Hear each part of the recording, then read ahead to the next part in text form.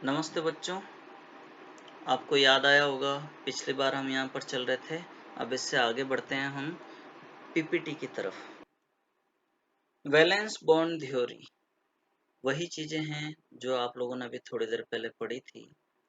इसके अंदर जो कोऑर्डिनेशन नंबर हैं उसके साथ में टाइप ऑफ हाइब्रिडाइजेशन और ये जो डिस्क्रिप्शन लिखा है ये भी हम देख चुके थे। मेटल एटम उसके कौन कौन से ऑर्बिटल्स पार्टिसिपेट कर सकते हैं हाइब्रिडेशन के अंदर।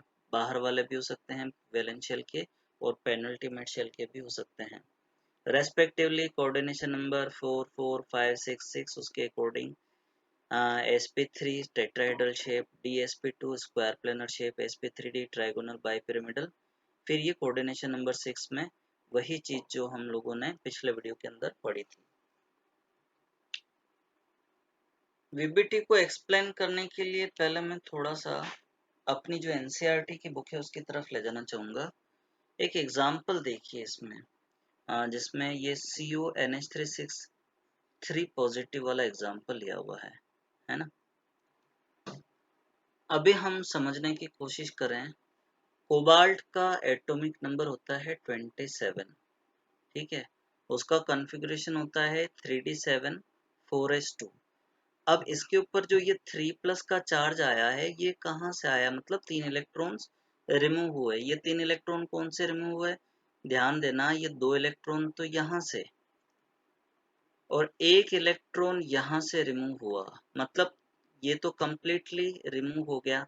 और यहाँ से 1 इलेक्ट्रॉन निकला तो 6 इलेक्ट्रॉन बचे 3d6 कॉन्फ़िगरेशन। तो ये जो बॉक्स आपको दिख रहा है इसके अंदर 6 इलेक्ट्रॉन ही हैं। अब इनमें हाइब्रिडाइजेशन होता है तो कैसे होता है, होता क्या है कि अमोनिया के इन्फ्लुएंस से ये जो इलेक्ट्रॉन्स होते हैं बाहर वाले ये अंदर की तरफ शिफ्ट हो जाते हैं। तो ऑब्वियसली ये जो ऑर्बिटल हैं ये खाली हो जाएंगे। तो अब टोटल ऑर्बिटल खाली कितने हो जाएंगे, 1 2 3 4 5 6, 6 ऑर्बिटल्स खाली हो गए। तो ये 6 ऑर्बिटल्स हैं। अब जो हाइब्रिडेशन हुआ वो कौन सा हुआ, यहाँ आप देख रहे हैं sp3, तो कौन से वाले हैं, ये वैलेंस शेल वाले, जबकि ये d है n-1 वाला। यहाँ ns के बजाय 4s लिखा जाना चाहिए। तो और ये भी गलत है, यहाँ पर nd नहीं होगा बल्कि np या 4p होना चाहिए। अब देखिए ये वाला 4s ऑर्बिटल हैं और ये तीनों 4p ऑर्बिटल्स हैं, ठीक है।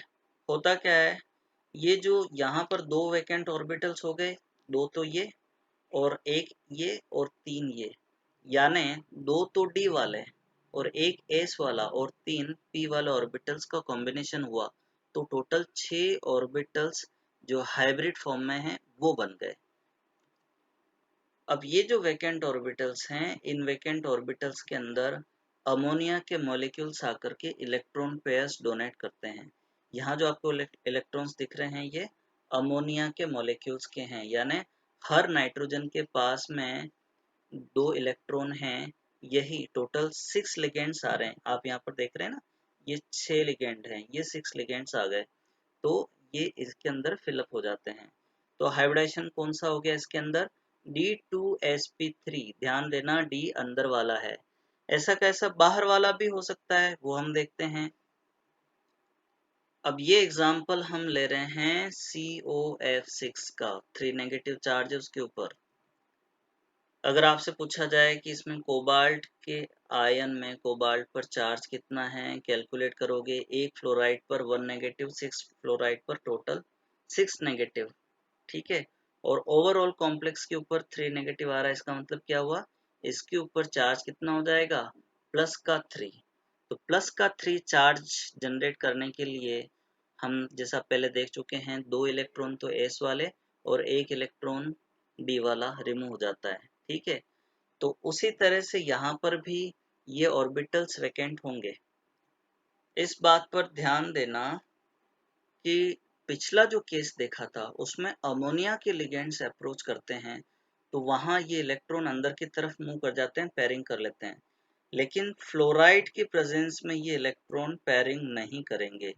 हालांकि वीबीटी यहाँ इस चीज में फेल हो जाती है कि क्यों अमोनिया की प्रेजेंस में लिगेंड पेयर कर जाते हैं और क्यों फ्लोराइड की प्रेजेंस में पेयर नहीं करते हैं, इस चीज को वीबीटी एक्सप्लेन नहीं करता है।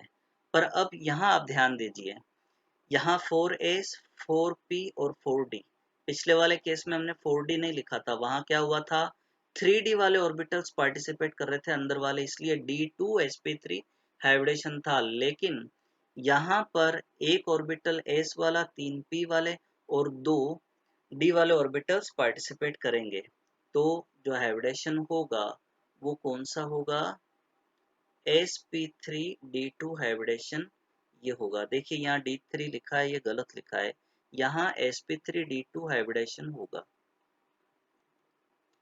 अब ये ध्यान दीजिए, ये जो इलेक्ट्रॉन पेयर्स हैं या इलेक्ट्रॉन्स हैं, पेयर्स नहीं हैं, कुछ अनपेयर्ड भी हैं, ये सारे कोबाल्ट के अपने इलेक्ट्रॉन्स हैं। लेकिन यहाँ जो आप देख रहे हैं ये फ्लोराइड की तरफ से आए हुए इलेक्ट्रॉन पेयर्स हैं जो कोऑर्डिनेशन बॉन्ड बना रहे हैं। इस तरह के कॉम्प्लेक्स को हम क्या बोलेंगे, आउटर ऑर्बिटल कॉम्प्लेक्स। एक चीज और ध्यान रखना, पहले जो आपने पढ़ा था जहां इलेक्ट्रॉन पेयर्ड हो गए थे तो स्पिन कम हो गई थी, तो आप यूं बोल सकते हो वो लो स्पिन कॉम्प्लेक्स थे, जबकि यहाँ पर इलेक्ट्रॉन्स पेयर नहीं हुए हैं, ये अनपेयर्ड इलेक्ट्रॉन्स ही हैं, तो इसको हम हाई स्पिन कॉम्प्लेक्स भी बोल सकते हैं। और एक बात, इनको स्पिन फ्री कॉम्प्लेक्स बोलेंगे, जबकि आपने पहले वाला केस देखा था अमोनिया वाला, उसमें स्पिन पेयर्ड कॉम्प्लेक्स बोलेंगे। ठीक है, ये चीज मैं बता दूं, मैग्नेटिक प्रॉपर्टीज आप लोगों ने पढ़ी हुई है, तो इस केस में क्या होता है अनपेयर्ड इलेक्ट्रॉन्स ज्यादा हैं तो इसका मैग्नेटिक मोमेंट भी ज्यादा होगा। लेकिन पहले जो केस पढ़ा था उसमें सारे इलेक्ट्रॉन्स पेयर्ड थे तो मैग्नेटिक मोमेंट जीरो होगा। अब हम अगला एग्जाम्पल लेते हैं जिसके अंदर 4 लिगेंड्स होते हैं। देखिए निकिल वाला केस देखें, इसमें ये जो कॉम्प्लेक्स है NiCl4 2 नेगेटिव वाला, ध्यान दीजिए अगर आप यहाँ चार्ज कैलकुलेट करेंगे तो आपको पता लगेगा निकिल के ऊपर +2 का चार्ज है ना कि +3 का। यहाँ जो ये दिया हुआ है ये गलत है। ठीक है, एटॉमिक नंबर निकिल का 28 एटॉमिक नंबर है, उससे आप लोगों को ध्यान में आ रहा होगा 4s के अंदर 2 इलेक्ट्रॉन होंगे, 3d में 8 इलेक्ट्रॉन होंगे।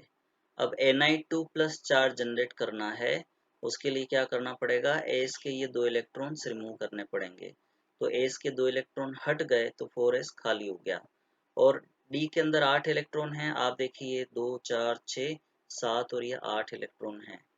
क्लोराइड की प्रेजेंस में इलेक्ट्रॉन्स की पेयरिंग नहीं होगी तो ये इलेक्ट्रॉन्स अनपेयर्ड ही रहेंगे। अब यहाँ जो हाइब्रिडेशन होगा वो कौन सा होगा, sp3 वाला हाइब्रिडेशन होगा। तो इसके अंदर 4 क्लोराइड की वजह से ये इलेक्ट्रॉन्स आए हैं। ठीक है, ये जो 8 इलेक्ट्रॉन दिख रहे हैं ये क्लोराइड से आए हैं, जबकि ये वाले जो इलेक्ट्रॉन्स हैं ये निकिल के अपने खुद के इलेक्ट्रॉन्स हैं। आगे मैं आप लोगों को बताता हूँ। देखिए जो NiCl4 2 नेगेटिव है, टेट्राहेड्रल ज्योमेट्री होती है, हाइब्रिडेशन इसका sp3 होता है। NiCO4 का भी हाइब्रिडेशन sp3 होता है, लेकिन ध्यान देना कार्बन मोनोऑक्साइड, कोबाल्ट नहीं है, कोबाल्ट में O स्मॉल होता है और कार्बन मोनोऑक्साइड में O कैपिटल है। तो ये न्यूट्रल लिगेंड है जिसको कार्बोनिल कहा जाता है और इसकी वजह से निकिल के ऊपर कोई चार्ज नहीं आता है, तो Ni 0 है, यानी कॉन्फ़िगरेशन इसका यही रहता है। तो फिर होता क्या है, होता ये है कि 4s के इलेक्ट्रॉन्स अंदर की तरफ ट्रांसफर हो जाते हैं तो s खाली हो जाता है और अब sp3 हाइब्रिडेशन होता है, तो इसकी ज्योमेट्री भी टेट्राहेड्रल होगी। लेकिन ये ध्यान रखना कि जो ये वाला कॉम्प्लेक्स है इसके अंदर अनपेयर्ड इलेक्ट्रॉन्स हैं, कौन से, ये वाले, इसकी वजह से ये पैरामैग्नेटिक बिहेवियर शो करता है, जबकि ये वाला डायमैग्नेटिक होगा क्योंकि NiCO4 के पास में एक भी अनपेयर्ड इलेक्ट्रॉन नहीं है। अब हम थोड़ा आगे बढ़ते हैं। नेक्स्ट हम देख रहे हैं NiCN4 2 नेगेटिव। ये अमोनिया जैसा ही केस है, साइनाइड के प्रेजेंस में इलेक्ट्रॉन्स की पेयरिंग हो जाती है, लेकिन अब इसमें ध्यान रखना s, ये d ऑर्बिटल और s और p ऑर्बिटल कॉम्बिनेशन करते हैं तो dsp2 हाइब्रिडेशन होता है और ये डायमैग्नेटिक है। थैंक